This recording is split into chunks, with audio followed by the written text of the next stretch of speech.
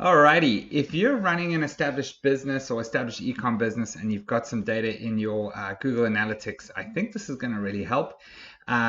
What this allows you to do is to kind of build GDN campaigns, Google Display Network campaigns, based on kind of broad audiences and audiences that Google has kind of matched to your brand and to what it is that you're selling. So I've got some data pulled up here from one of my shops.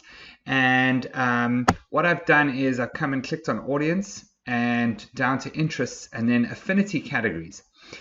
And so what we're looking at here is a whole bunch of categories that Google groups people into that are showing interest in this particular shop. So we've got a few, we've got a bit of data here, and we can see, there's 16,500 people have clicked on this ad, and almost 16,000 new users, and you can see that has brought in about 34 grand worth of revenue. And all in all, these campaigns have brought in close to 60 grand in revenue.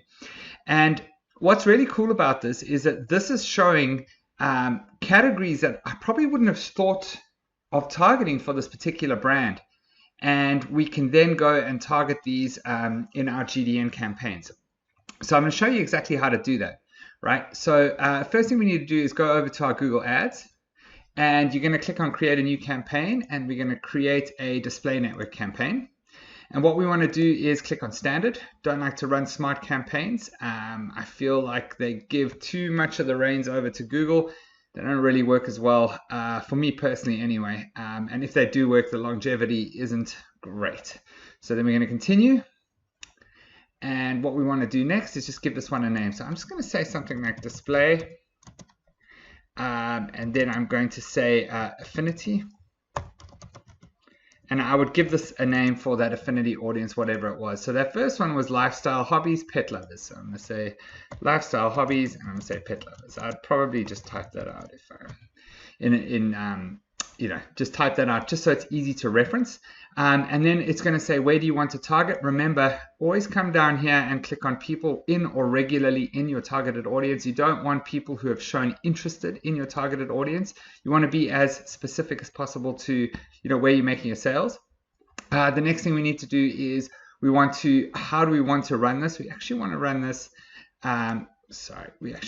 this down here, manually set bids. I don't really want to run this campaign on Google Smart Bidding just yet. And average per day, you can put this anything you want. I don't really recommend going lower than 10 if you don't have to, just because it's going to take a while for you to get data and just kind of get some info on this campaign. Then additional settings, very important. Your ad schedule, remember, don't run your display network ads in the middle of the night. Rather try and start them in the morning. The reason I feel is that people are, looking at news articles on their phones. Maybe they can't sleep, they're lying in bed, something like that. We don't really want to put our ads in front of people when they're not kind of in a buying mode, right? And then you'll create your ad group. It's going to say, would you like Google to kind of go out and find more people? I'm just going to say manual targeting. We want to actually be specific with who we're targeting here. And so then we're going to come down. And what we want to do is click on the browse button.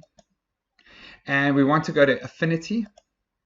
And then you can see, if you remember these categories, that first little bit, lifestyle and hobbies, that's the first little thing that they're showing here. So we come down, we click on lifestyle and hobbies, and we're going to scroll down and pet lovers. And I'm just going to select that. And then on the right-hand side, you can start to see how many impressions there are for pet lovers. And that is a very, very large audience right there. Okay.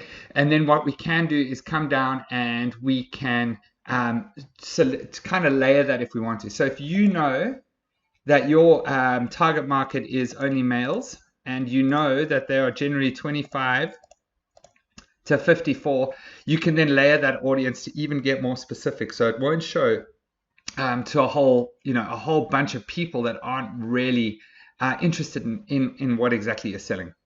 And then we're going to come down here, and I'm just going to say use optimized targeting. We don't really want Google to go and find more people. We want to just be as specific as possible, in this instance anyway, to this particular affinity audience. And then we're going to put a cost per click. So I would just put something like 25 cents. I generally start at 25 cents. Don't pay any attention to what Google tries to get you to bid. Generally 25 cents is a good start. If you go up to 35 cents, if you are running your campaigns and you are starting to see that your ads are showing, your ads aren't showing, they're not showing many impressions, it means that you're not bidding high enough. So you just kind of raise that by 5 or 10 cents until you kind of hit that sweet spot. Once your ads start running, you can always bring that down. Now, it's important to know that you're not going to necessarily pay what you're bidding for. And it just kind of gives Google a benchmark on how much you want to bid. And after that, you'll then go and create your ads. So important to know is that these can also be layered, right? So if you know that your audience has this affinity as pet lovers, it's this age group, and you know where they hang out, you can actually come here and even layer further and place multiple placements here. So we could say, like, I don't know, CNN.com, Fox News, and let's just say ESPN.com, right?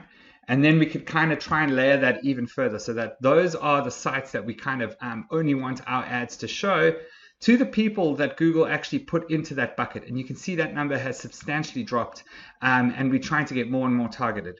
So once you start running this campaign, so you might not know which websites your people are hanging out on, but once you start running this campaign, give it a few weeks, you'll get some data back. You might start to see that some of these sites convert better than others.